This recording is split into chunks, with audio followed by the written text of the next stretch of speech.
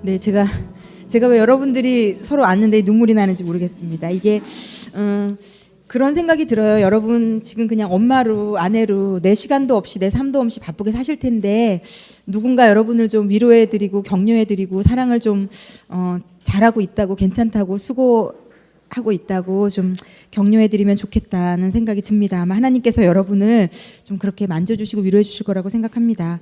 예, 오늘은 지난주에 저희가 5가지 사랑의 언어, 자녀들에게 필요한 5가지를 배우고 있는데 저희가 스킨십, 인정하는 말, 함께하는 시간 지난주까지 나눴고요. 오늘은 2가지 더 생각해 보려고 합니다. 선물과 봉사, 그리고 이제 내 아이의 진짜 제1의 언어는 뭘까? 이걸 좀 생각해 보려고 해요. 제가 이번 주 동안 저희 사춘기 아들에게 접근해서 알아내려고 여기 선택하는 질문을 던지라고 해서 이 선택도 물어보고 저 선택도 물어봤는데 다 마음에 안 든다며 제발 자기를 가만히 내버려 두라며 그 옵션에도 없는 엄마가 가만히 있는 게 도와주는 거야, 이런 말도 안 되는 네, 아니 근데 그냥 밉지 않았어요. 귀여웠어요. 왜냐면 그게 제가 막 싫어가지고 막 귀찮아서 이제 한 얘기가 아니고 생각하기 싫어가지고 이런 걸 왜 물어보는 거야? 우리 엄마는 지금 뭐 같이 있으면서 안아주는 게 좋겠니? 네가 힘들 때 아니면은 너를 격려하는 말을 해주면 좋겠니? 아무것도 안 하면 좋겠어. 막 이런. 너무 웃음이 나왔어요. 그래서 제가 그래, 네가 사춘기인데 무슨 얘기가 하고 싶겠니? 그래, 그럼 엄마 가만히 있을게, 제가 그랬거든요. 그래서 지금 이거 하는 기간 동안 또 어떤 아이는 되게 오랫동안 찾아도 못 찾아질 수도 있고, 아까 우리 성기미 중에 한 분은 둘째를 못 찾겠다면서 5가지 다인 것 같다고 그러셨는데, 아마 아이 중에 이 5가지가 골고루 들어가지 않아서 아직은 하나가 유독 튀어나오지 않는 아이도 있을 수 있을 것 같아요. 그래서 이 책에서 얘기하는 것처럼 특히 5세, 그러니까 이게 이 미국 저자가 썼기 때문에 제가 그분이 5세라고 표현했는지 이 한국 번역하는 분이 5세로 표현했는지 모르지만 한 유치원까지도 제대로 모르는 게 정상이 아닐까. 그래서 그때까지는 이 5가지가 다 필요하고, 특히 엄마들 중에 이 공부를 하시면서 나는 이건 진짜 힘들다 하는 것을 연습하고 공부하는 시간을 좀 가지셔야 되지 않을까, 예, 이런 생각이 듭니다. 자, 선물에 대해서 좀 오늘은 생각해 보겠습니다. 제가 선물을 쭉 읽으면서 선물이라는 게 사랑을 표현할 수 있는 굉장히 좋은 도구가 되고, 아이에게 내가 진짜 엄마에게 사랑받고 있다, 우리 부모님에게 기쁘고 행복하고 사랑받는 느낌을 할 수 있는 도구가 될 수 있는데, 제가 볼 때 인정하는 말, 스킨십, 함께하는 시간은 이걸 잘못하면 안 되라는 말이 없었는데, 선물과 봉사는 엄마와 부모들이 잘못 사용할 수 있더라고요. 그래서 어설프게 그냥 행동만 했다가는 오히려 역효과도 날 수 있고, 아이가 세상에 나가서 다른 사람과 대인관계를 할 때도 안 좋게까지도 될 수 있어서, 이 선물이나 봉사는 이걸 내 아이가 내가 주긴 줬는데 줘도 사랑으로 못 느낄 수가 있을 수도 있고, 선물과 봉사는. 그래서 조건이 되거나 어떤 다른, 저희가 좀 잘못하게 되면 사랑으로 기억하는 것이 아니라 전혀 기쁘지도 않고 감사도 아니고 뭐 오히려 다른 사람이 주는 선물까지도 별거 아닌 걸로 받아들일 수도 있는, 그래서 굉장히 부모가 준다고 다 사랑을 느끼는 것은 아니다라는 게 어렵을 수도 있겠다는 생각이 들었어요. 그냥 사준다고 다 사랑을 느끼지 않는다라는 게 포인트고, 봉사도 내가 해준다고 다 아이가 사랑을 느끼는 건 아니다. 그러면 저희가 이 2가지는 오늘 생각해 봐야 될 게, 어떻게 줄 때 아이가 이걸 사랑으로 느끼나가 중요한 것 같아요. 선물도 그렇고 봉사도 그렇고. 그래서 제가 이 2가지를 읽으셨을 텐데 제가 오늘 서머리를 좀 해드리면, 자, 선물을 사랑으로 애들이 느낄 수 있게 하려면 첫 번째는요, 어쨌든 이 선물이라는 것은 많이 사준다고 능사가 아니고 원하는 대로 다 준다고 능사가 아니라는 게 표현이 되어 있습니다. 많은 부모들 가운데 특히 저도 굉장히 초등학교 아주 저학년, 그리고 그 유치원 때 저희 집이 좀 못 살았던 기억이 저한테 있어요. 그래서 제가 예전에 말씀드렸잖아요. 아직도 기억나는 장면이 있다고. 저는 상처가 많아서 초등학교 때 그 기억이 거의 없거든요.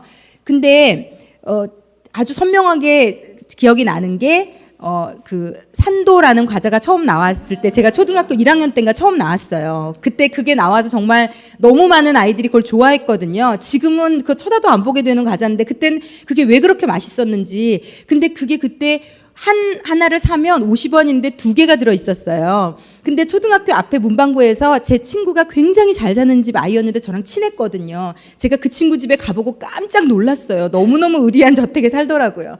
근데 초등학교가 끝나고 나면 그 친구는 꼭 그걸 사 먹었어요. 근데 저는 돈이 없으니까 못 사 먹었거든요. 근데 그러면 그 친구가 기분이 좋은 날은 2개니까 하나를 저를 주고 별로 그냥 그런 날은 자기가 2개를 다 먹었어요. 그래서 저한테 그 기억이 나더라고요. 그러니까 어릴 때 이렇게 좀 가난해 봤던 것이 어떻게 보면 저는 클 때 괜찮지만 이것이 없는 건 불행한 거야, 힘든 거야, 자존심 상하는 거야 라고 부모의 기억에 상처로 남아있는 엄마나 아빠는 물질적인 것을 아이에게 내가 못 누린 거, 내가 못 해본 거, 내가 못 가져본 거, 넌 다 줄 거야. 이런 식으로 해결을 하는 부모들이 있거든요. 그런데 정말 아이러니한 것은요.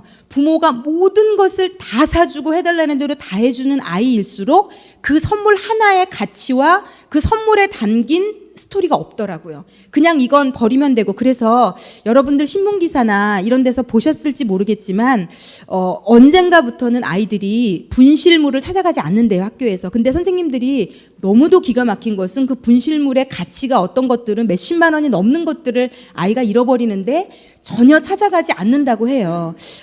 정말 문제가 많고 어떻게 역으로 그러니까 그냥 생각해 볼 수 있는 거죠. 그 아이에게 이 엄마가 사준 이 3, 40만 원짜리 선물은 무슨 의미일까? 아무 의미가 없는 거죠. 의미가 있는 선물은 절대로 그냥 그렇잖아요. 저희가 막 진짜 의미 있고 스토리가 담긴 물건은 어디서 잃어버리고 오면 별짓을 다 해서라도 그걸 찾게 돼 있거든요. 그렇기 때문에 그만큼 아이들이 안 찾아간다는 것은요. 엄마가 뭐 어떤 경로로 사줬는지, 돈이 많아서 사줬는지 아니면 열심히 엄마가 돈을 힘들게 벌어서 사줬는지는 모르지만 그 아이에게 그 물건의 값어치는 없어도 그만, 있어도 그만, 또 사면 되지 뭐. 그리고 심지어는 어떤 아이들은요, 일부러 학교에 두거나 버리기도 한대요. 어떤 물건을 다 낚지도 않았는데. 왜? 부모가 잃어버렸어, 어디다 뒀는지 몰라 하면 그냥 또 사주니까. 그러니까 아이들은 새 거가 좋고 그렇기 때문에 그냥 이기적인 마음에 그 선물의 가치보다는 이렇게 될 수 있어서 이거는 오히려 이 선물이라는 걸 통해서 어머니들이 조금은 자신의 아이에게 무언가를 주는 행태를 좀 생각해 보셨으면 좋겠어요. 내 아이는 과연 내가 무언가를 해주는 것을 고맙게 생각하는지, 내 아이는 내가 무언가를 옷을 사주고 무언가를 사주고 엄마가 혹시 때로는 아이를 생각해서 조금은 힘에 붙이는 것들을 사줄 때도 있잖아요. 이걸 아이가 진심으로 엄마의 수고와 사랑이 들어간 걸로 알고 있는지, 그건 굉장히 중요한 것 같아요. 저는 그런 의미에서 보자면요, 제가 이렇게 좀 가난하게 살았고 아이가 때로는 어떤 거를 못 가져볼 수 있다는 것을 아는 것은 굉장히 귀중한 가치라고 생각해요. 저는 제가 예전에도 말씀드렸지만 어느 순간 제가 과자를 제 돈을 주고 마음껏 사 먹을 수 있게 된 게 얼마나 감사하고 행복했는지 모르거든요. 근데 이거는 평생 부모가 다 갖춰주고 다 사주고 부족함이 없는 사람은 절대로 느낄 수 없는 감정이에요. 이것을 먹는 것과 제가 좀 이렇게 좀 이해하시기 쉽게 비유를 하자면요, 제가 아는 어떤 친구들은 이렇게 얘기해요. 배가 고플 때 뭘 좀 먹어봤으면 좋겠다. 그러니까 늘 먹을 거를 너무 항시 많이 먹어서, 네, 정말 웃자고 한 얘기를 이렇게 심각하게 정말 고개를 막 끄덕여 가시면 제가 웃자고 한 얘기인데, 제 후배들이 그렇게 먹는 걸 좋아하는 사람들이 제 주변에 많아요. 그래서 제가 먹는 걸 별로 안 좋아하니까 저를 좀 안 좋아하거든요. 이상하게 생각하거든요. 그런데 그냥 뭐 있으면 늘 먹으니까. 근데 여러분 진짜 배가 고플 때 뭘 먹으면 진짜 맛있지 않나요? 그러니까 진짜 배고플 때 먹어서 맛있게 먹어봤으면 좋겠다, 이 얘기를 하는데 제가 너무 웃음이 나왔거든요. 근데 마찬가지인 것 같아요. 선물도 가치를 아이가 알 수 있게 해주시지 않으면 제가 볼 때 여러분들이 어떤 경로로 줬는지는, 예를 들어 애가 다 큰 다음에 너 내가 어릴 때 그 메이커 입히느라 그 학원 보내느라 그거 사주느라 얼마나 힘들었는 줄 알아? 근데 여러분 이거는 아무 의미가 없는 게요, 누군가가 여러분에게 선물을 주고 그 선물을 준 게 얼마나 힘들었는지 여러분에게 강요하는 것만큼 주지 마, 이렇게 얘기하고 싶지 않아요? 누군가 선물을 계속 준 다음에 내가 이 선물을 주느라고 이렇게 희생했고 이렇게 고생했고 주지 마 이렇게 하고 싶잖아요. 그런데 이상하게 부모들은 그걸 자식에게 하더라고요. 내가 이렇게 하느라고 이렇게 살았다, 이렇게 얼마나 고생했는 줄 아는가. 그래서 제가 볼 때는 하나의 선물도 아이가 좀 의미 있게 여길 수 있도록 그거는 부모가 해야 되는 거, 할 수 있는 것 같아요. 값어치 없게 여기고 막 버리고 올 수 있고. 그래서 저는 저희 아이가 저희 남편이 이제 뇌졸중으로 쓰러지고 이렇게 물질적인 게 좀 많이 어려워지고 그 전에 저희 남편이 뇌졸중으로 쓰러지게 된 가장 근본적인 원인이 되었던 것은 거의 어릴 때부터 부모님까지 다 아는 가장 친했던 친구가 있거든요. 근데 그 친구가 이제 친구들 돈을 되게 이제 잘 나가는 일을 하고 있어서 제일 친한 친구들 정말 어릴 때부터 진짜 목욕탕 다니는 것부터 부모들끼리 다 아는 그런 친구들이 돈을 다 끌어서 뭔가를 했는데 그러고는 안 돼서 날른 거예요, 이 친구가. 그러니까 저희 남편은 지금까지 벌은 돈을 날린 것도 큰 충격이지만 사람도 잃었잖아요. 그러니까 이게 이중적인 충격이었던 거예요. 돈만 잃고 그 사람이 감정이 없던 어디다 투자를 했으면 그 사람에 대한 원망이나 분노는 없을 거거든요. 내가 잘 몰라서, 내가 잘 못해서, 운이 없어서 이렇게 이제 치부하면 되는데 번 돈도 다 날렸는데 그러니까 예수님도 제대로 믿지 않고 교회도 제대로 다니지 않고 예수 잘 믿는 이제 부인을 보며 불안해서 저렇게 살면 어떡하나. 그래서 이제 자기라도 돈을 많이 벌어야 되겠다고 생각해서 주일에 교회도 가지 않고 열심히 나름대로 수고하고 벌어서 차곡차곡 모아서 굉장히 막 뿌듯해하고 있었는데 그것이 자기의 수년간의 수고가 물 한순간에 다 날아갔고 그리고 정말 어릴 때부터 30년을 넘게 친하게 지낸 친구도 잃었으니까 저희 남편 내성적이거든요. 그러니까 끌어안아서 고민을 하는 스타일이거든요. 그래서 그렇게 되고 나서는 거의 매일 소주 한 병을 마시지 않고 잠을 못 자더라고요. 그러니까 그 고통이 얼마나 어마어마한지 제가 느껴지더라고요. 그렇게 하다가 이제 쓰러진 거거든요. 저희 남편이요. 그래서 어쨌든 경제적으로 지금까지 벌어놓은 돈은 다 날리고 이제 쓰러진 상황이니까 저희가 경제적으로 굉장히 어려워졌죠. 그래서 저희 아이가 굉장히 문정동에서 저희 어머니 아버지가 그래도 여유가 있으셔서 같이 살았기 때문에 잘 살다가 이제 이곳으로 이사 와서 제가 그런 얘기를 많이 해요. 석현아, 우리는 엄마는 그건 못 해줘. 이거는 할 수 없어. 그런데 제가 되게 신기한 걸 느껴요. 예전에 저희 시댁에서 살아서 저희 시어머니가 저희 아이가 입만 딱 벌리면 다 대령해 주셨거든요. 첫 손자라서 너무 예뻐하셨어요. 정말로. 그럴 때는 이 아이가 뭔가가 좋다 이런 가치를 못 느꼈던 아이인데 지금은 이제 어렵게 된 걸 알거든요. 그래서 제가 예전에도 나눴지만 이 아이가 친구들끼리 다 에버랜드를 놀러 갔는데 안 갔더라고요. 제가 그걸 나중에 알았어요. 그래서 왜 안 갔냐고 제가 엄마한테 얘기하지 그랬더니 이건 한 2, 3년 전 얘기거든요. 그러니까 엄마가 그걸 가서 먹고 놀고 입장료를 다 대는 게 부담이 된다는 걸 이 아이가 알고 얘기를 안 했더라고요. 근데 되게 저는 좋았어요. 마음이 아프기도 했지만 좋았어요. 이 아이가 어렵다는 게 뭔 줄 알고 그래서 저희 아이는 제가 볼 때 제가 운동화 하나를 사주거나 옷을 하나 사주면 제가 시키지 않았는데요.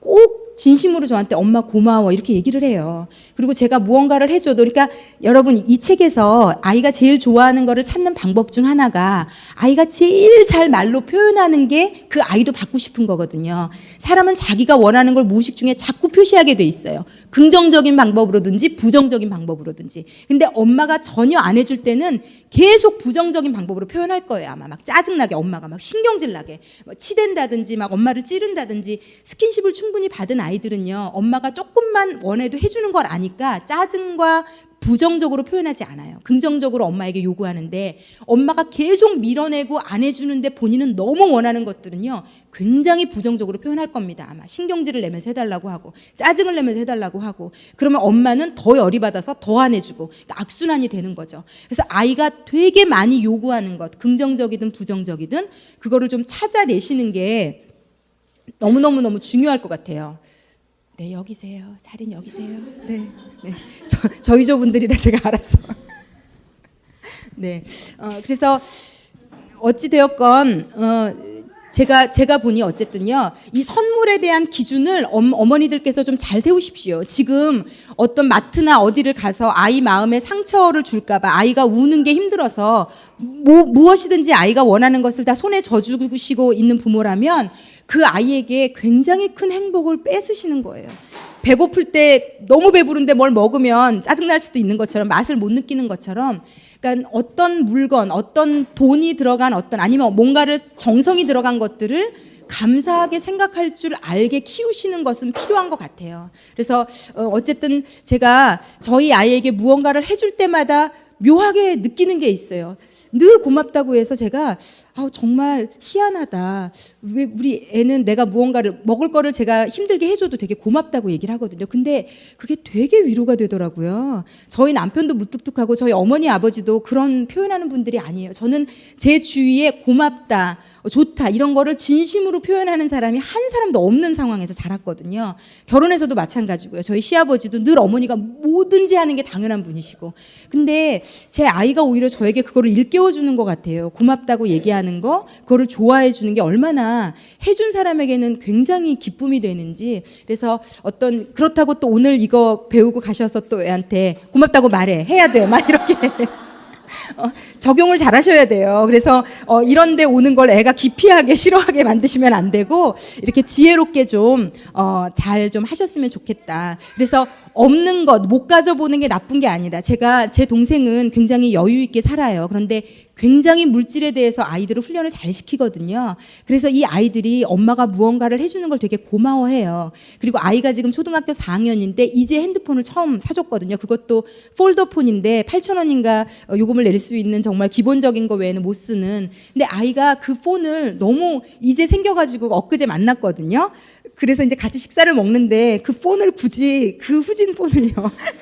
식당에 있는 테이블 한가운데다가 딱 놓고 아무 필요도 없는데, 그래서 저는 그냥 관심도 없었거든요. 뭐 요즘 얼마나 좋은 폰이 많아요. 그래서 무슨 저런 골동품 폰을 이러고 말았는데, 제 동생이 이모한테 자랑해, 너 핸드폰 생겼다고 그랬더니 그 핸드폰을 쳐다보는 거예요. 그러니까 자랑하고 싶어서 올려놓은 거더라고요. 그래서 그 아이가 엄마 아빠가 그렇게 여유가 있는데도 아이들을 그렇게 키우니까 그 골동품 폰을 행복해하고 고마워하게 키웠다는 게 제가 마음이 좋았어요. 그래서 여러분 정말 부모가 어떻게 키우냐에 아이는 달렸다고 생각해요. 아무거나 다 버리고 아무거나 소중하지 않게 생각하고 이렇게 또 키울 수 있고요. 별것 아닌 것에도 엄마 아빠에게 고마워할 수도 있습니다. 그래서 엄마 아빠가 경제적으로 어려운 상황이라면 제가 볼 때 초등학교 정도라면 얘기하시고, 그리고 뭔가를 힘들게 하시고 계신 것이라면 아이에게 감정을 빼고, 여기 보면 대가를 바라고 선물이나 봉사를 주면 아이들이 아무런 사랑을 못 느낀대요. 너 이거 했으니까 줄게 선물.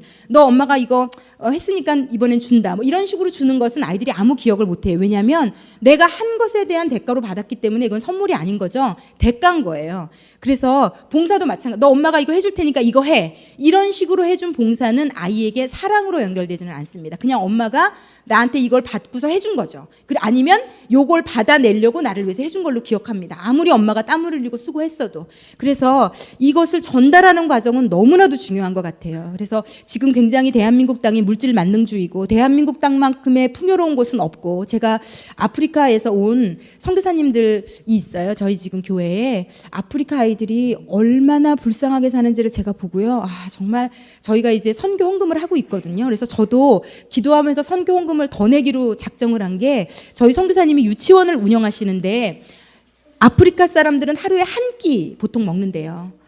그러니까 이 사람들은 이상한 것도 아닌 게 태어나서 지금까지 한 끼 먹었으니까 세 끼의 개념이 없는 겁니다.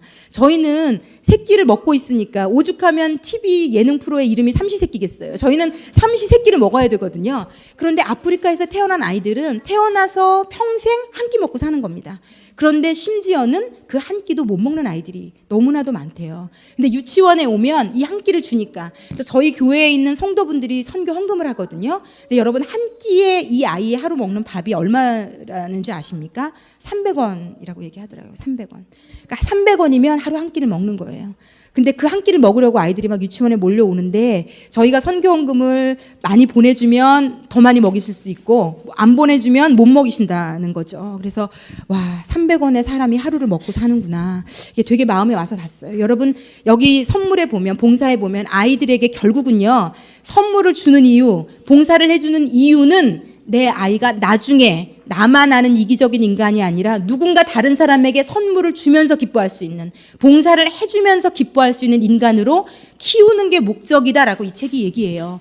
그냥 너 엄마가 선물해줬으니까 네, 우리 아이는요 너무 행복하게 자랐어요, 이러라고 선물 주라는 게 아닙니다. 우리 아이는요 제가 뼈 빠지게 봉사해줬더니 너무너무 정서적으로 안정적인 아이로 자랐어요, 이렇게까지가 끝이라면 저는 안 하셔도 된다고 얘기하고 싶어요.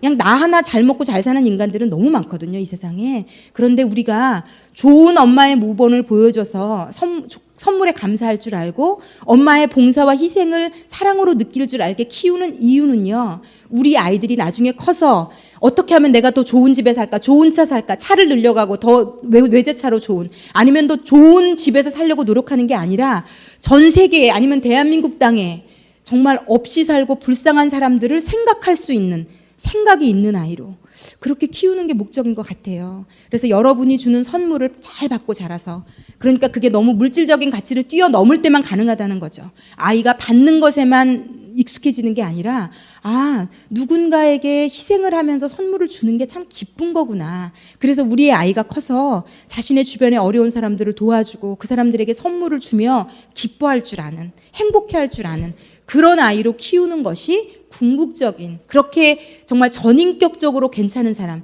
여러분, 요즘은 전인격적으로 괜찮은 사람을 만나기가 쉽지 않은 세상이에요. 다 딱 자기밖에 모르고 내가 행복하면 되고 내 가족이 좋으면 되고. 그런데 저는 그렇게 사는 사람들이 별로 행복하지 않은 걸 많이 보거든요. 그래서 이타적으로 살 수 있는 사람이 행복합니다. 그래서 그렇게 하려면 사실은 먼저 어머니들이 그것을 보여주시는 게 굉장히 중요합니다. 그래서 하여튼 많이 사준다고, 원하는 대로 다 사준다고 능사가 아니라는 거 꼭 한번 좀 생각해 보시고요.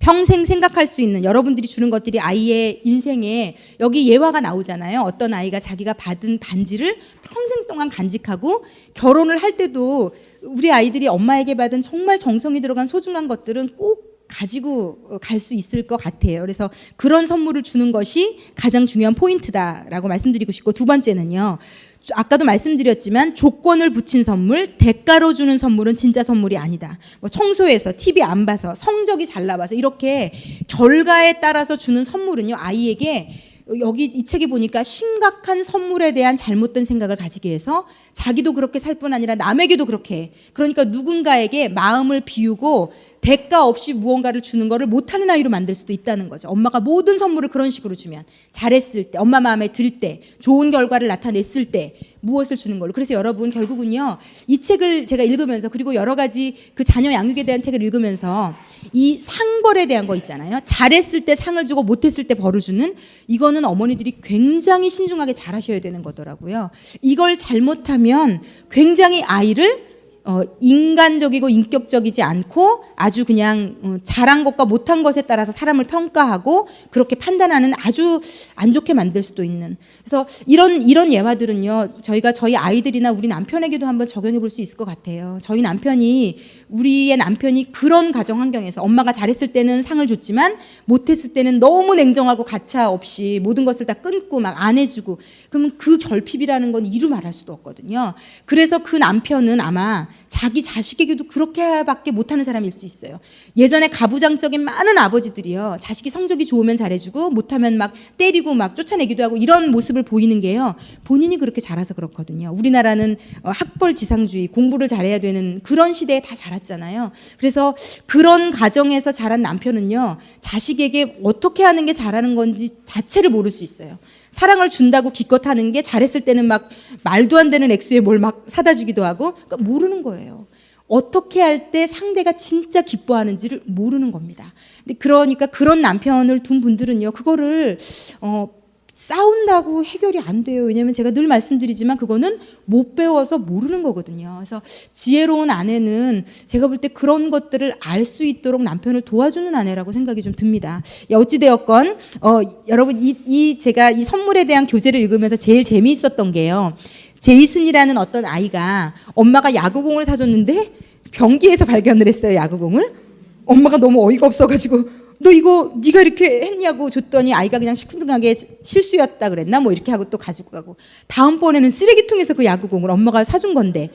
근데 이 아이는요, 이 책에서 얘기하는 게, 엄마가 사랑은 주지 않고 무언가를 그냥 아무 마음 없이 사주는 것이, 아이들은요, 욕구불만을 오히려 그 선물이 엄마인 거죠. 그걸 버리는 걸로 표현을 하는 겁니다. 그래서 여러분의 아이들 중에 선물을 줬을 때 그거를 오히려 굉장히 부정적으로 그 선물에 대해서 반응하는 아이들이 혹시라도 있다면, 이 아이처럼 엄마가 다른 방법에 함께하는 시간이나 인정하는 말이나 스킨십이나 무언가로 사랑을 주어서 해결을 하셔야 될 것 같아요. 왜냐하면 이 아이도 엄마가 이상하다고 생각을 해서 잠자리에 들 때 시간을 같이 보내주고 사랑을 주고 했더니 아이가 그 다음에 야구방망이를 사줬더니 엄마를 꼭 끌어안으면서 엄마 사랑해요, 엄마 고마워요 이렇게 표현을 했다고 얘기를 하더라고요.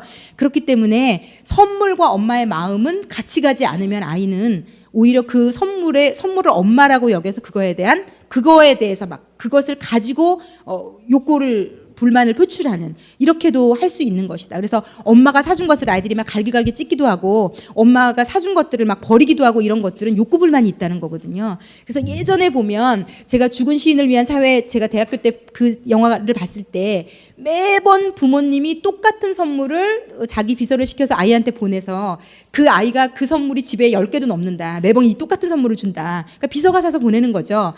그래서 이 아이가 그 선물을 이렇게 날려서 버리면서 막 쾌감을 느끼는 게 나오거든요. 그래서 그 받은 선물은 그 사람을 대변하니까 아이들이 그렇게 할 수 있는 겁니다. 그래서 그런 혹시 아이가 그걸 보인다면 잘 해주시면 좋을 것 같아요. 자, 이 선물에 대한 것을 좀 정리하면서 제가 받은 선물에 대한 것을 좀 얘기를 해드리면 저희 아버지는 자수성가를 하신 분이고 돈을 되게 중요하게 생각하는 분이고 사람들이 겉을 어떻게 평가하는 것에 되게 민감한 분이셨어요. 근데 제가 지금 돌아보니까 저희 아버지가 굉장히 선물이라고 할 만한 것들을 많이 사주셨던 것 같아요. 근데 제 기억에 저희 아버지에게 선물을 받았다라는 기억이 거의 없거든요. 그래서 왜 그런가를 생각해 봤더니 저희 아버지는 남자신데 되게 자상하셔서 어릴 때 생각해 보니까 옷도 정말 많이 아버지가 사오셨던 것 같아요.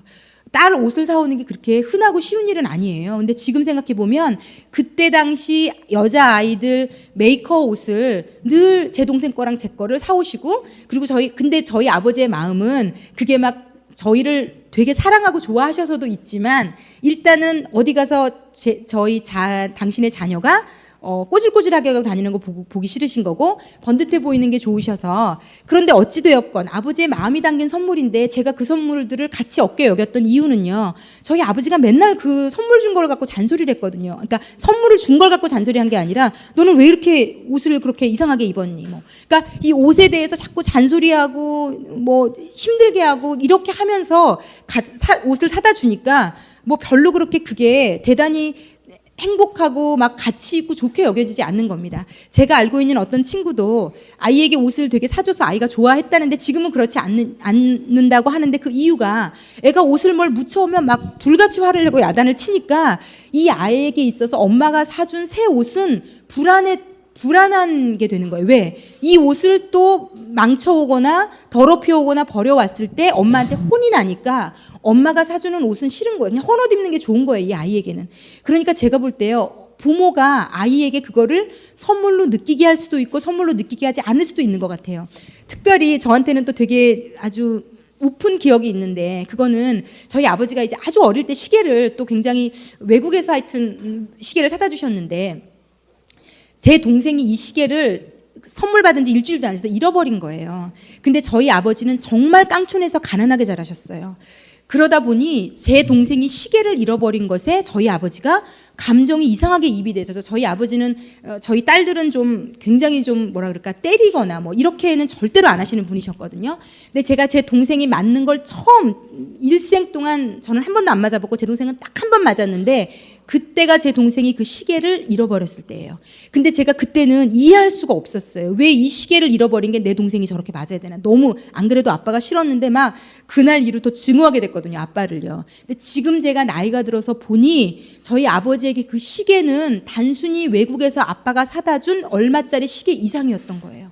정말 가난하고 없이 살아서 한 번도 가져보지 못했던 것을 딸에게만큼은 해주고 싶어서 해준 아버지의 그 어린 시절의 모든 애환이 담긴 너무나 상징적인 물건이었던 거예요. 그러니까 그게 없어졌다는 게 저희 아버지가 용납이 안 되는 상황이었던 거죠. 그러니까 자기도 왜 그랬는지 모르실 거예요, 아마.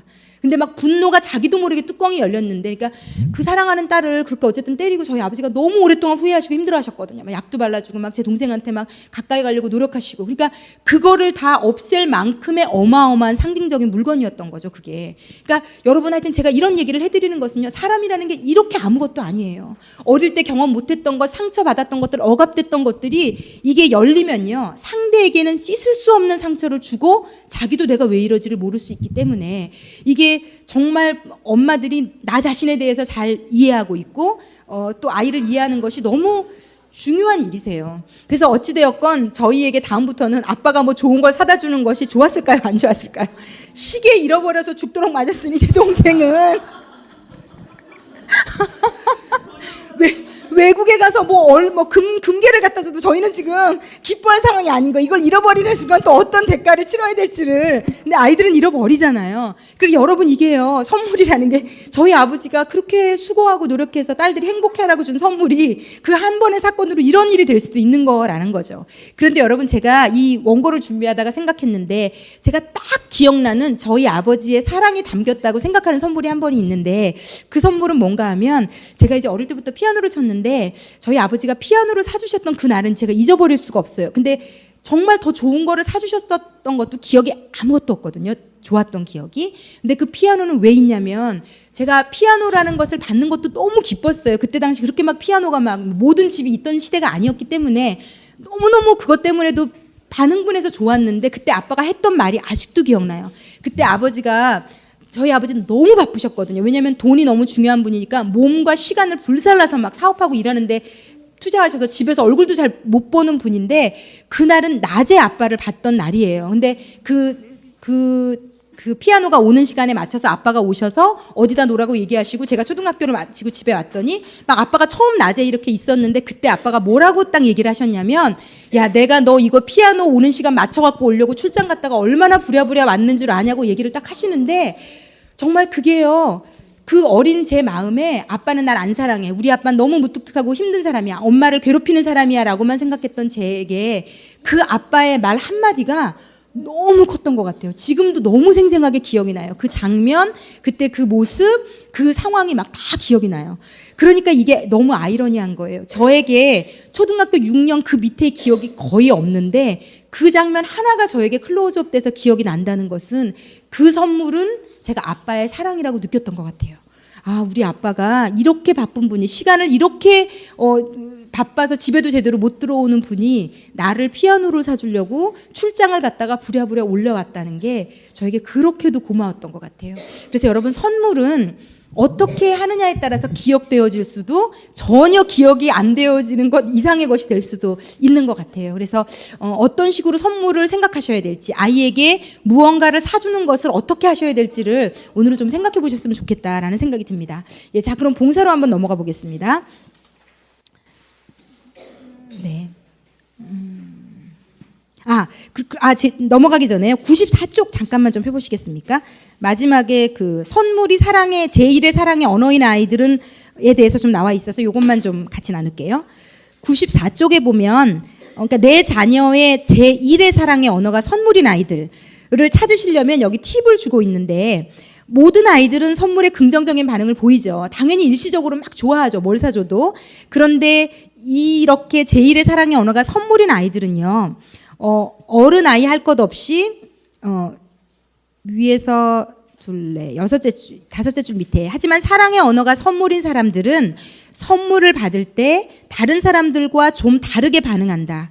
제1의 사랑의 언어가 선물인 자녀들은 가능하면 많은 선물을 받으려고 한다. 그들은 포장된 선물을 받고 싶어하고 독특하고 창의적인 방식으로 주어지는 선물을 원한다. 이게 되게 무뚝뚝하고 선물을 이렇게 못하는 어머니들은 이해를 못할 거예요. 제가 선물을 막 예쁘게 주는 거, 거기에 의미를 담아주는 거, 별것 아닌 선물이라도 막 포장을 해주는 것, 그러니까 선물이 제1의 언어인 아이들은 이게 너무 중요하다는 거죠. 근데 제가 저에게 손위 형님이 한 분 있어요. 저희 남편이 형만 한 명 있거든요. 그런데 저희 형님은 굉장히 무뚝뚝해요. 여자 같지 않을 만큼 무뚝뚝해요. 저희 아주버님은 되게 자상하고. 그런데 저희 형님이요, 저희 시어머니를 두 번째 만나는 날 선물을 주셨는데, 진주 목걸이를 주셨는데 아무 포장도 없고 케이스 하나를 달랑. 그러니까 저희 어머니는요, 태어나서 이런 선물을 처음 받아본 거예요. 어떻게 여자애가 선물을 케이스도 포장도 없을 뿐더러 가방에도 안 넣어주고 그냥 그거를 깍지로 딱 건네주면서, 어머니 이거, 그리고 거기에 대해서 설명이나 얘기도 없고 그냥 뭐라 그럴까요, 그냥 테이블에 딱 내놓고 끝난 거예요. 그래서 저희 어머니가 너무 황당해 하셨는데, 저희 예를 들어서 형님 같은 성격인 분들은, 근데 저희 형님이 되게 아싸라고 쿨해요. 사람도 많이 따르고, 왜 이렇게 막 사람들 데리고 가서 밥도 잘 사주고, 왜 사람들이 좀 좋아하는, 근데 이렇게 자잘한 것을 신경 안 쓰는 스타일이에요. 그러니까 저희 형님은 아이가 만약에 되게 세밀하고 자상한 엄마를 요구하면 그거를 해줄 수가 없는 성격인 거죠. 그러니까 제가 볼 때 딱 제가 떠올랐던 게, 저희 형님의 아이가 만약에 선물을 뭐 포장해서 달라, 선물의 의미를 부여해 달라, 아마 죽을 맛일 것 같아요. 아마 이거를 하는 것이. 그래서 아마 이 중에도 그런 어머니들이 있을 텐데, 적어도 이해는 하시라고. 이 선물이 중요한 아이들은요, 포장지 하나까지 중요하대요. 저도 그런 것까지 막 디테일하게 보는 사람은 아닌데, 그러니까 아이를, 근데 불행하게도 내 아이가 그걸 원하는 아이면 어떡하겠어요. 그거는 엄마가 해주면 굉장히 큰 도움이 되거든요. 그러니까 한번 주의 기울여 보시라고. 아이가 선물인 아이들은 계속 그걸 요구할 거거든요. 어떤 형식으로든지. 엄마 뭐 도시락에 예를 들어서 뭐 하트도 막 그려주고 막 이런 엄마들 있잖아요. 콩으로 막. 저는 절대로 그런 거 하는 스타일의 엄마가 아니거든요. 그런데 아이들 중에요, 감수성이 예민하고 엄마가 그런 무언가 나에게 일상적으로 주는 거에도 사랑을 표시해 줄 때 막 너무 좋고 막 너무 자지러지게 엄마의 사랑을 느끼는 아이들이 있다는 거죠. 그리고 지금 이곳에 앉아 있는 어머니의 아이들 중에도 있을 수 있어요.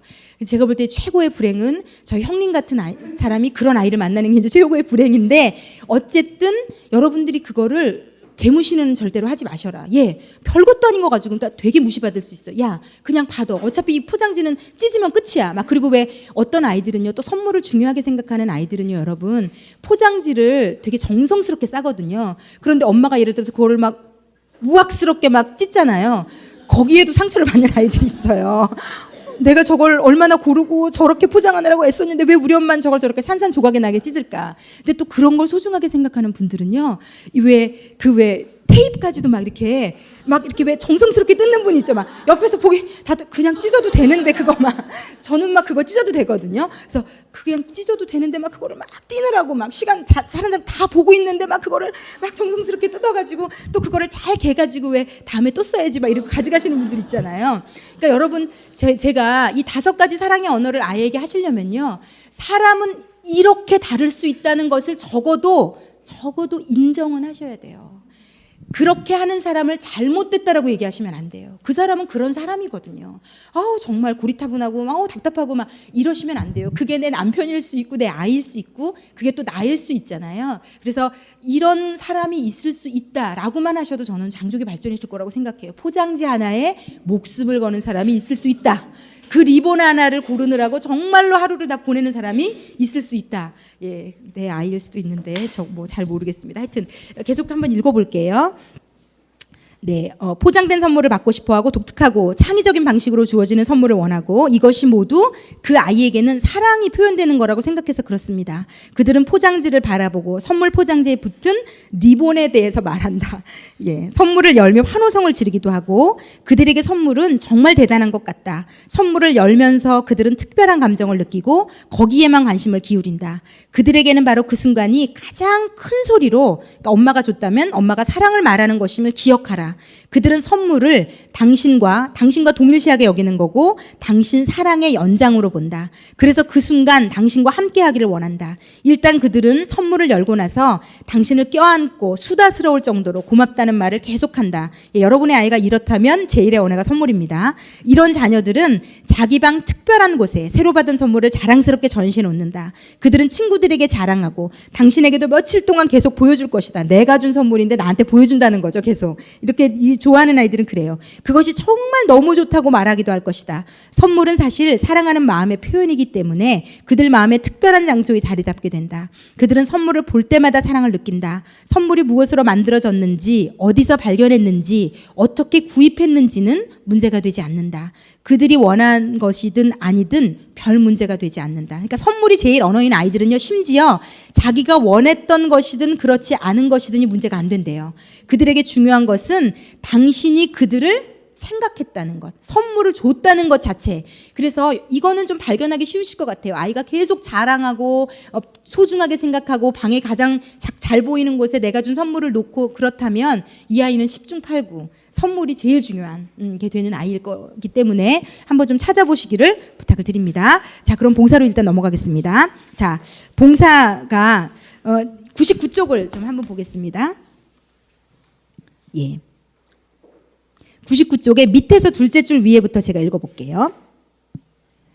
어떤 사람들은 봉사를 그들의 제1의 사랑의 언어로 표현한다. 당신의 자녀가 그렇지 않다 해도 이 사실은 기억하기 바란다. 즉 부모는 봉사하는 직업이다. 예, 그러니까 봉사 안 하시려면 아이를 안 낳으시면 돼요. 부모는 봉사하는 직업이다. 그러니까 이거를 인정하지 않을 때 엄마들에게 아이에게 뭔가를 해주고 막 아이에게 소리를 지르고 야 엄마가 지금 얼마나 피곤한데 지금 너 이거 해준 건 줄 알아? 막 해줘놓고 소리 다 질러서 그 해준 것을 다 깎아먹는 짓을 저희가 하죠. 네, 봉사가 직업이고 당신이 자녀를 갖게 된 사실을 안 바로 그날은 당신이 봉사라는 직업에 등록한 날이다. 당신의 계약서에는 최소한 18년간 봉사해야 하고 그 이후에도 몇 년간 적극적으로 봉사할 것을 각오해야 한다는 내용이 적혀 있을 것이다. 예, 당신은 봉사해야 하는 부모로서 이 사랑의 언어에 또 다른 진리를 발견할 것이다. 봉사라는 사랑의 언어는 육체적, 정서적 요구를 포함한다. 그래서 여러분, 엄마가 정서적으로, 육체적으로 건강하지 않으면 건강하게 봉사할 수 없어요. 그건 경험으로 아시지 않나요? 피곤한 날 봉사하기 힘들고 아이에게 짜증내게 돼 있고 정서적으로 굉장히 두렵거나 불안한 날 아이에게 제대로 봉사해 줄 수 없는 거는 저희가 너무나 잘 알고 있을 겁니다. 그래서 1차적으로 해야 되는 것은 어머니들이 자신의 육체적인 건강이나 정서적인 건강에 신경을 정말 많이 쓰셔야 됩니다. 그게 굉장히 중요하다는 것을 얘기해 드리고 싶고요. 그리고 100쪽으로 넘어가 보면요. 누구에게 봉사하는가라는 제목이 있는데 밑에서부터 넷째 줄 위로 올라가 볼게요. 밑에서부터 하나, 둘, 셋, 넷째 줄 위에. 물론 부모가 자녀들에게 봉사하는 것은 당연하지만 그 근본 목적이 그들을 기쁘게 하기 위한 것이어서는 안 된다. 그러니까 어떤 목적이 이런 부분이어서는 안 된다는 굉장히 제가 보면서 의아하기도 했는데요. 어쨌든 봉사의 주된 목적은 최선의 것을 해주는 것이다. 왜냐하면 자녀가 좋아하려고 기뻐하려고 봉사를 하면 자녀가 그것을 그만큼 감사하거나 좋아하지 않으면 짜증나고 신경질 나거든요. 안 해줘. 너 엄마가 이거 얼마나 힘들게 해줬는데 너 고맙다는 말도 안 해? 안 해줘 이제부터. 이렇게 되거든요. 사람은. 대가를 바라고 한 모든 것은요. 반응이 오지 않으면 안 하게 되어 있어요. 근데 봉사라는 것은 엄마가 마땅히 해야 될 거라고 이 책이 얘기하고 있고 그러므로 봉사를 할 때 기억해야 될 것은 그냥 나는 최선을 다해준다 내 아이에게. 이런 마음이어야 된다는 것. 굉장히 중요한 것 같아요. 그래서 계속 읽어볼게요.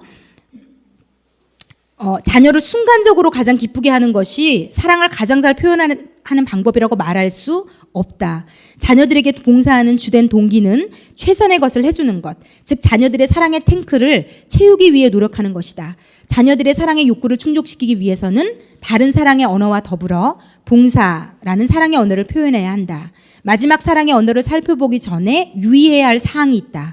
봉사라는 사랑의 언어를 자녀들의 조정 수단으로 사용해서는 안 된다. 사실 우리는 이렇게 하기 쉽다. 예, 아까 충분히 제가 설명해 드렸습니다. 선물도 그렇고 봉사도 그렇고 해주고 대가를 바라고 해주고 아이를 조정하고 엄마가 이만큼 해줬으니까 너도 이만큼 해. 안 그럼 엄마도 안 해. 이런 식의 얘기는 그러니까 사람이 어떤 거를 한 번쯤은 경험해봐야 건강하게 자라나면요. 누군가 나에게 조건 없이 사랑해주는 느낌을 받고 자란 사람이 다른 사람에게 사랑을 줄 수 있어요. 누군가 나에게 조건 없이 봉사해주고 희생해준 경험이 있는 사람들이 다른 사람에게 희생을 할 수 있거든요. 그래서 배우자들 중에 희생할 줄 모르고 이타적이지 않고 줄 줄 모르는 사람은요. 아마 10중 8구 부모가 굉장히 대가적으로 행동했을 가능성이 커요. 이렇게 했을 때는 주고 안 그랬을 때는 절대 안 주고. 그러면 조건적인 사랑을 못 받은 사람은 그렇게 못 하거든요. 그래서 아이들에게 그런 것들을 우리가 주는 것이 너무나도 중요하다는 것. 예, 그리고 105쪽으로 한번 좀 넘어가 보겠습니다. 네. 그래서 이 봉사를 원하는 아이들은요. 봉사를 통해서 사랑을 느끼거든요. 여기 예화가 나와 있는데 어떤 사람의 둘째 아들에게 자기가 물어봐요. 좀 장성한 아들인데 너는 아빠가 너를 사랑하고 있다는 걸 느끼니? 이렇게 물어봤더니 본인은 이제 잘해주고 있기 때문에 그렇다고 대답을 들을 거라고 예측했는데 아들이 어떨 때는 느끼지만 어떨 때는 못 느껴요 라고 얘기해서 놀란 거죠. 이 사람이. 그래서 어떨 때 못 느끼니? 라고 얘기했더니 이 아이가 하는 얘기가 자기가 막내 동생을 통해서 아빠에게 아빠 뭐 차가 고장 났어요. 아빠 지금 이런 문제가 생겼어요. 계속 도움을 요청할 때 아빠는 그 막내 동생에게 어떻게 답을 줬냐면 너 스스로 할 수 있어. 네가 혼자 해낼 수 있어. 근데 진짜 아빠는 아이가 스스로 해낼 수 있을 거라고, 왜냐하면 자립심을 키워줘야 된다고 생각해서 혼자 할 수 있다고 생각해서 다 그걸 거절한 거지, 특별히 아들이 밉거나 귀찮거나 해서 그런 건 아니었더라고요. 근데 이 아이는 봉사가 제일 언어기 때문에 아빠가 도와주러 왔다는 것을 보는 것 자체로 이 아이는 그 문제가 해결되지 않아도 아빠가 자기를 사랑한다고 느낀다는 거죠. 그래서 봉사가 제1의 언어인 아이들은요, 굉장히 엄마를 귀찮게 할 가능성이 커요. 도와달라고, 이걸 같이 하자고, 이걸 좀 해달라고. 그런데 그런 아이들은 부모가 해주는 것을 보면서, 아, 저걸 해주는 걸 보니 우리 엄마는 나를 너무 사랑하는구나, 이렇게 힘든데 학교에 와주는 걸 보니 나를 너무 사랑하는구나, 이렇게 그 봉사해주는 그 사건 하나하나에 의미를 둔다고 얘기를 해요. 그래서 내 아이가 어떤지 좀 찾아보셨으면 좋겠고, 그리고 아까도 말씀드린 것처럼 궁극적인 목표는 이 아이가 잘 커서 다른 사람을 도울 수 있는 사람이 되기 위한 것이다라는 거 명심하시면 되고요. 110쪽으로 한번 넘어가 볼게요. 110쪽입니다. 예.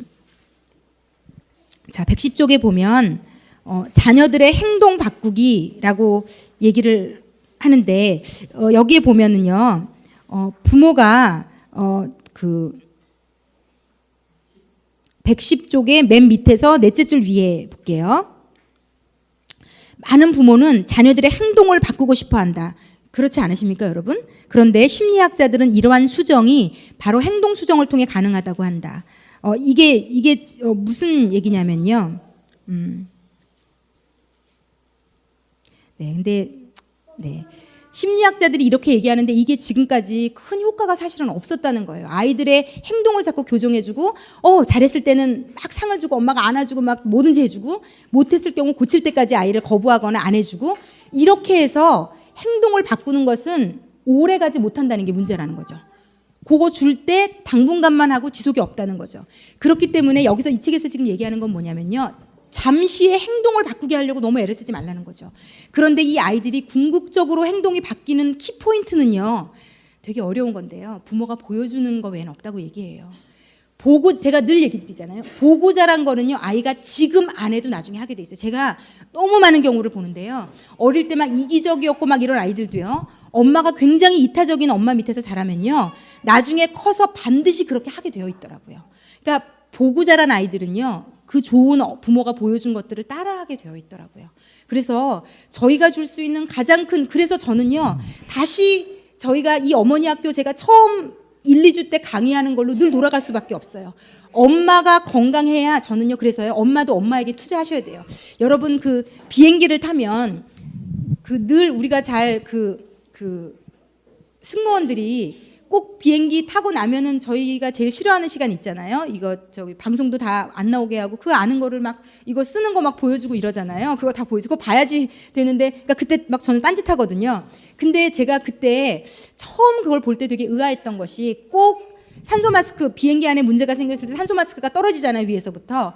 그러면 반드시 아이를 데리고 있는 엄마들은 엄마가 먼저 착용하고 아이를 착용시키라고 얘기해요.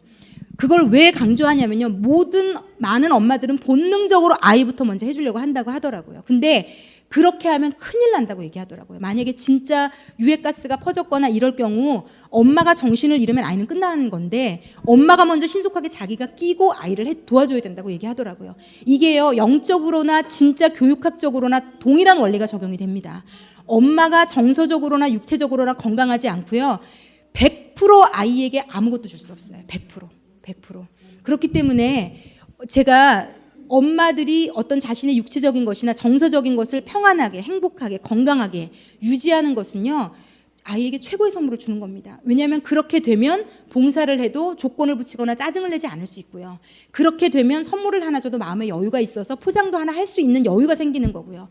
엄마가 정서가 건강하면 뭘 하나 아이와 함께 있어도 그냥 행복하게, 편안하게, 아무 말 안 하고 있어도, 아이가, 여러분, 아무 말 안 하고 있어도 엄마가 짜증이 막 복받쳐 있으면요, 계속 불안을 느끼는 거죠. 계속 엄마 눈치를 보고 같이 있기는 한데 이 엄마가 오늘 왜 이러나, 이런 생각을 한다는 거죠. 그래서 어찌되었건 이 사랑의 5가지 언어를 주시기 위해서는요, 엄마가 줄 수 있는 사람이 되셔야 돼요. 자기가 먼저 산소 마스크를 껴야 아이한테 그 다음에 껴줄 수 있는 사람이 되는 겁니다. 그래서 어떤 형태로든지, 그러니까 저는 뭐 새벽에 나와서 기도할 때라든지 아니면 말씀을 듣고 예배를 드리면서 제 막 올라왔던 막 이기적인 마음들, 짜증났던 마음들, 분노들, 신경질 이랬던 것들을 늘 하나님이 좀 만지세요. 그리고 아이에게 신경질 내고 짜증 냈던 것들도 회개하며 해결이 되고, 그래서 매번 이제 회복이 되고 해결이 돼서 아이에게 그래도 끊임없는 사랑을 줄 수 있다는 것을 제가 굉장히 많이 느끼고 있습니다.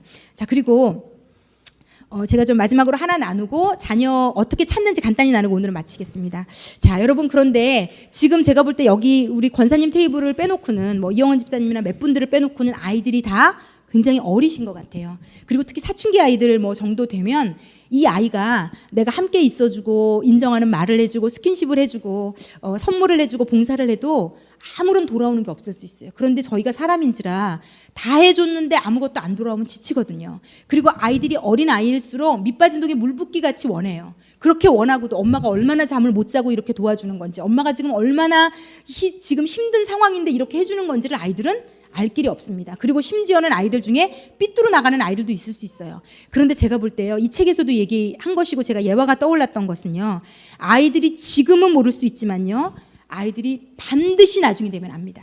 여러분, 그 나중에요, 아이들이 크고 나면, 저희 같이 이제 이런 성인이 되고 나면요, 저희가 어릴 때 했던 모든 행동들이 심판대에 오르게 될 겁니다. 근데 그때 받는 심판이 진짜예요. 그때 돌아볼 때 어떻게 우리 엄마는 그렇게 했지? 라고 얘기하는 아이들이 있는가 하면, 아니, 엄마인데 어떻게 자식한테 이렇게 할 수 있었어? 라고 2가지로 상반되게 갈릴 수 있어요. 그러므로 저희가 사실은 이 평가를요, 지금 받는다고 생각하시면 안 되고요, 나중에 반드시 아이들이 아는 날이 옵니다. 그러므로 선한 일을 계속하셨던 부모님들은요, 반드시 아이들이 보상하는 날이 올 거고요, 끊임없이 내가 원하는 대로 했던 분들은 지금은 아이가 내 손에 오히려 딱 잡혀서 소리를 지르는 대로 하라는 대로 다 공부도 하고 말도 듣고 했을진 모르지만 나중에 오히려 가면 다 알아요. 우리 엄마가 얼마나 이기적이어서 나를 휘어잡았는지, 헌신하고 희생했다고 했지만 사실은 자기의 욕심을 채웠던 건지 너무 알아서 창피해서 숨고 싶을 만큼 알아요, 아이들이. 지금은 다 모르는 것 같죠? 크면요 다 압니다. 제가 너무 적나라하게 우리 엄마의 문제점, 아빠의 문제점이 지금은요 너무 알겠는 거예요. 그래서 저희가 예수를 믿으면 나중에 지금 이 땅에서 어떻게 살았는지 하나님 앞에 가서 심판을 받는다고 얘기하거든요. 우리가 이 땅에서 했던 말들, 행동들, 돈을 어떻게 썼는지, 얼마나 못되게 살았는지, 저희가 지금은 그렇게 못되게 살아도 된다고 살지 모르지만 하나님 앞에 가면 내가 살았던 대로 하나님이 심판하신다고 얘기해요. 그렇기 때문에 이 땅에서 어떻게 사는지가 너무 중요합니다. 막 사는데 잘 사는 사람 저는 하나도 부럽지 않은 게요, 그 사람도 언젠가는 심판대 앞에 서서 이 땅에서의 80, 90년의 삶을 어떻게 살았는지 하나님 앞에 평가받거든요. 그래서 지금 조금 모자란 것 같고 희생하고 억울한 것 같아도요, 이 땅에서 희생하고 헌신하고 남을 돕는 인생이 굉장히 하나님 앞에 가치 있는 것은요 반드시 보상받습니다. 그런데 이게요, 작게는 우리가 아이들에게도 마찬가지인 거더라고요. 제가 이 책을 읽으면서도 느꼈고, 그렇기 때문에 여러분들이 어떤 지금 최선을 다하는 게 얼마나 중요한지를 제가 좀 제가 예전에 어떤 분이 저희 어머니 학교에서 하신 간증이에요. 제가 이걸 좀 들고 왔는데, 이분이 지금은 60이 되셨고 나이가 되셔서 아들 둘인데 장가를 다 갔어요. 그런데 이분이 남편분이 직업이 지방에서 굉장히 머무시는 직업이라서 어릴 때 서울 집과, 아이들은 학교 때문에 서울 집과 지방을 왔다 갔다 하시면서 아이들을 제대로 돌보실 수 있는 시간이 정말 없었어요. 그런데 정말 헌신적으로 아이들을 키우셨어요. 정말 최선을 다한, 겸손하게 아이들을 최선을 다해서 키우셨거든요. 그런데 이 아이가 사춘기 때 반항도 너무 많이 했고, 이 아이가 엄마가 최선을 다하는데도 끊임없이 했던 말이, 엄마가 나한테 해준 게 뭐 있어, 나 제대로 키워주지도 않았잖아, 아빠한테 가 있느라고, 막 이런 얘기, 막 정말 폐부를 찌르는 얘기, 막 너무 엄마를 고통스럽게 하는 얘기를 많이 했었거든요. 예전에 그분이 저랑 가까워서 저한테 한 가지 얘기를 해주셨는데, 제가 그 얘기를 들으면서 그분도 울고 저도 울었던 적이 있어요. 예전에는 핸드폰도 없는 시대에 이제 막 이 아이가 엄마가 잘 못 보니까, 엄마 이제 일주일 뒤가 이 아이 생일이어서 그때부터 약속한 거예요. 이번 생일은 엄마가 일찍부터 올라가서 너 좋아하는 국도 끓여주고 뭐도 해주고. 그래서 이 아이는 이제 초등학교 때부터 엄마가 계속 내려가 있었으니까 그날만 막 손꼽아서 기다린 거예요. 그런데 이제 이분이 그날 일찍부터 차를 타고 올라왔는데 고속도로에서 교통사고가 났는데, 어마어마한 교통사고가 나서 1시간, 2시간, 3시간 정말 피는 마르는데 뭐 핸드폰이 없으니까 전화할 수는 없고 엄마가 지금 도로에 이렇게 막혀서 너한테 지금 못 가는 거니까 아이는 집에서 엄마 올 시간만 기다리는데 엄마가 8시가 돼도 안 오고 9시가 돼도 안 오고 울면서 이제 막 엄마에 대한 분노가 막 그래 역시 우리 엄마 날 사랑하지 않아 날 생각하지 않아 막 정말 막 분노가 막 지금까지 엄마 떨어져서 있었던 울분까지 다 올라와서 그래서 이분이 막 10시인가 11시인가 막 정말 녹초가 돼가지고 정말 제가 저한테 얘기를 하신 차 안에서 막 차 창문을 두들기도 하고 발을 동동 구르기도 하고 애가 그 생일에 엄마가 온다고 생각하고 기다리는 초등학교 아이를 생각하니까 막 피가 마르는 거예요. 이 엄마가 고속도로에서 아마 뛰어갈 수 있는 거리였으면 정말 몇 시간이라도 갈 수 있으면 그렇게 하셨을 거예요.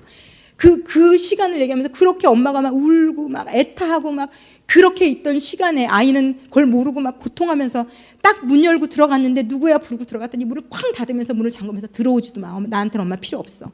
그래서 이제 아이들이 이렇게 모른다는 거죠. 그때는 몰라요, 여러분. 모르거든요. 정말 엄마 가슴에 몸 많이 박았어요, 이 아이가.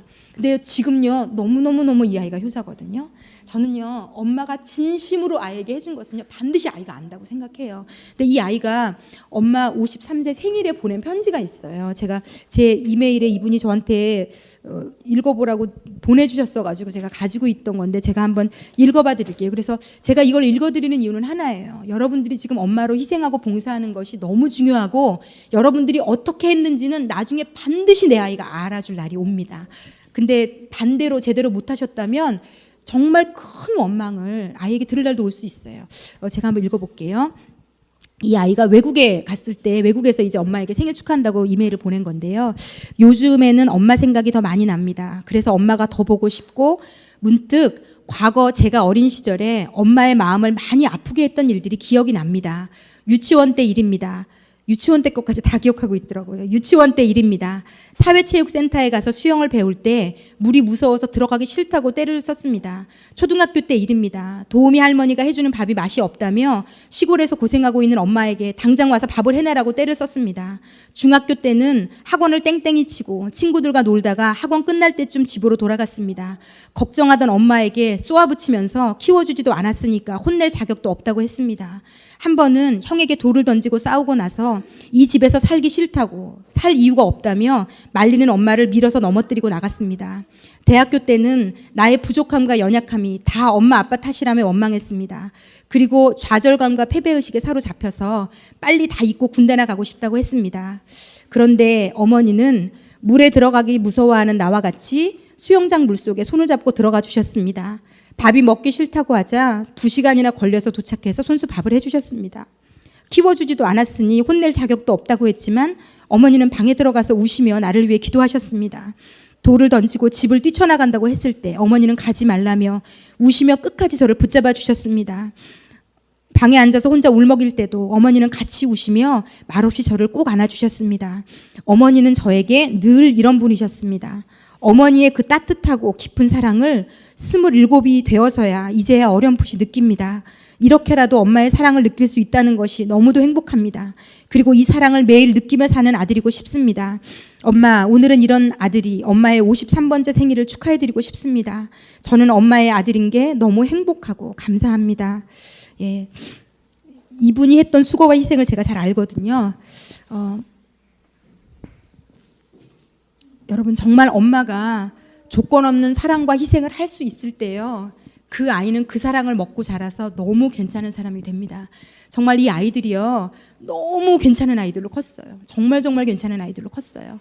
그래서 하나님이 이 엄마의 눈물의 기도, 본인이 어떻게 해줄 수 없기 때문에 정말 눈물로 아이들을 위해서 기도 많이 하셨어요. 집에 가 있을 수 있는 시간이 없었기 때문에 이 초등학교 때부터 이 엄마를 떨어져서 이 아이가 정말 만신창이가 된 아이거든요. 근데 그렇게 기도하며 할 수 있는 상황에서는 최선을 다해서 키웠더니 이 아이가 27에 유치원 때부터 엄마가 했던 모든 상황들을 다 기억하고 감사하고 기뻐하고 굉장한 효자들이에요. 지금 이 아들들이요. 얼마나 엄마를 좋아하고 효자인지 몰라요. 정말 너무너무 든든해 보여요. 정말. 그런데 이분이 한 것을 받았다고 저는 생각해요. 여러분. 누군가가 효자와 뭐 잘하는 딸 아이를 부러워하기 전에 지금 우리는 그 아이들에게 희생과 사랑과 선물과 봉사를 줘야 될 시기입니다. 지금 우리가 그렇게 키우면 그 아이가 커서 나중에 이런 사랑을 줄 수 있는 거고, 이 아이가 얼마나 다른 사람을 잘 섬기는지 몰라요.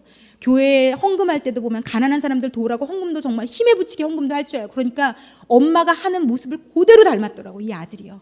그래서 보여준 대로 아이들은 하게 돼 있습니다. 말로 아무리 잔소리해도 엄마는 욕심 많고 엄마는 거짓말하고 엄마는 마음대로 살면서 그렇게 하면 안 돼라고 끊임없이 입으로 해대는 어떤 말도 아이들에겐 전달되지 않아요. 삶으로 보여주는 것만이 전달됩니다. 그러므로 어떻게 하면 내가 그런 사람이 될까에 신경을 쓰십시오.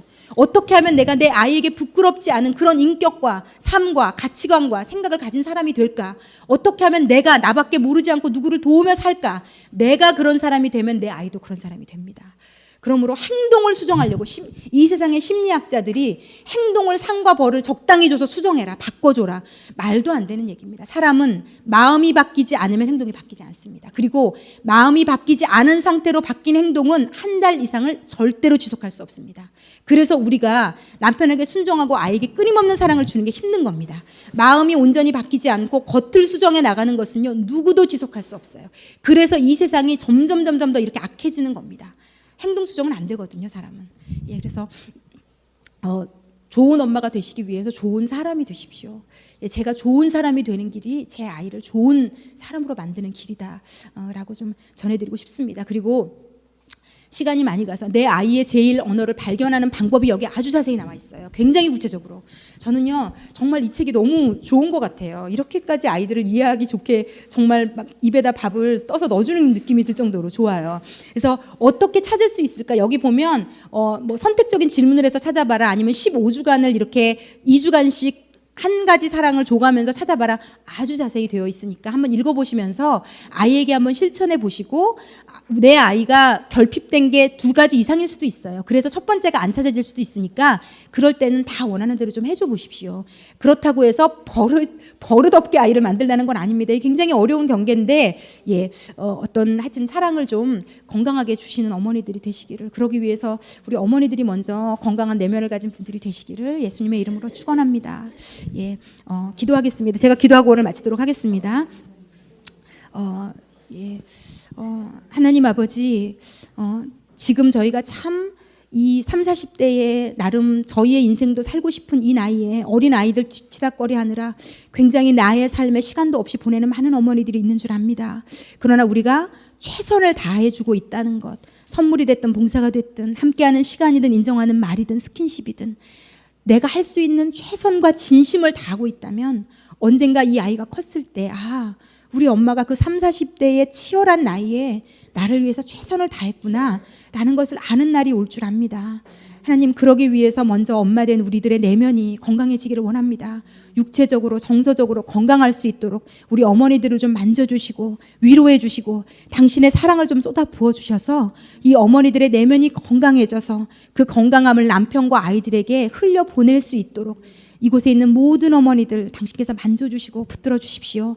하나님, 그래서 언젠가 우리 아이들이 20대 후반이 되고 30대가 되고 시집 장가를 다 가고 난 이후에 엄마, 정말 엄마를 사랑하고 엄마가 내 엄마인 것이 정말 고마워요 라는 그런 말을 들을 수 있는 엄마들로 살 수 있도록 하나님 우리들을 인도해 주시고 붙들어 주십시오. 감사를 드리며 예수님의 이름으로 기도했습니다. 아멘.